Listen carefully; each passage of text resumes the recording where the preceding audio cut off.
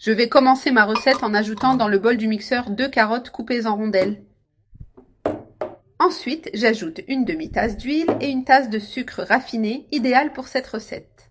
Cette recette est tellement délicieuse que lorsque vous la préparerez chez vous, vous tomberez amoureux de son goût et de sa texture. C'est une option simple, pratique et parfaite pour toutes les occasions. Avec tous les ingrédients dans le mixeur, je vais maintenant bien mixer jusqu'à obtenir un mélange homogène et crémeux. Après avoir mixé un peu, je retire le couvercle pour vérifier la consistance et je mélange avec une spatule pour aider le mixeur. Si le mélange est trop épais, le remuer manuellement facilite le processus et évite de surcharger l'appareil.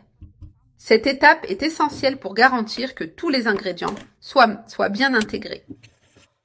De plus, cela rend le mélange plus facile à mixer à nouveau jusqu'à obtenir une texture parfaite. J'ajoute 3 œufs entiers. J'ajoute également une tasse de lait à température ambiante.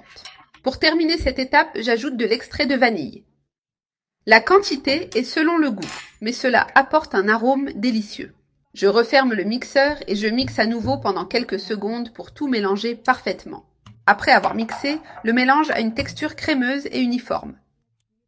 Je le transfère dans un grand récipient en m'assurant de ne rien laisser dans le bol du mixeur.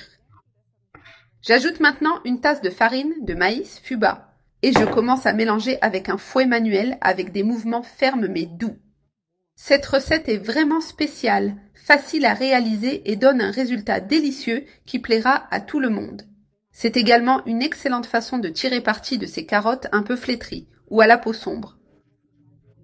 Au lieu de les jeter, vous pouvez les utiliser dans cette recette, en évitant le gaspillage et en les transformant en quelque chose de merveilleux. C'est une manière pratique de réutiliser des aliments. Après avoir bien mélangé la farine de maïs avec la pâte, j'ajoute une pincée de sel pour équilibrer le goût. Je mélange à nouveau jusqu'à ce que la pâte soit uniforme. Maintenant, j'ajoute une cuillère à soupe de levure chimique et je la mélange délicatement pour bien l'incorporer.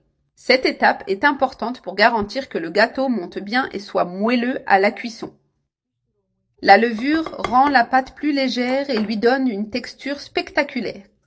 Avec la levure déjà mélangée, je verse la pâte dans un moule préalablement graissé. Graisser le moule avec du beurre et de la farine est fondamental pour faciliter le démoulage du gâteau. Je m'assure de répartir la pâte uniformément dans le moule pour qu'elle cuise de manière homogène. Maintenant, j'enfourne le moule dans un four préchauffé à 200 degrés et je le laisse cuire pendant environ 45 minutes. Le gâteau aux carottes avec farine de maïs est prêt et le parfum dans la maison est tout simplement irrésistible. Regardez comme il est beau, magnifique, avec une texture incroyable, super moelleux et une couleur vibrante. Ce gâteau est idéal pour accompagner un café ou un thé dans l'après-midi. Préparez-le chez vous.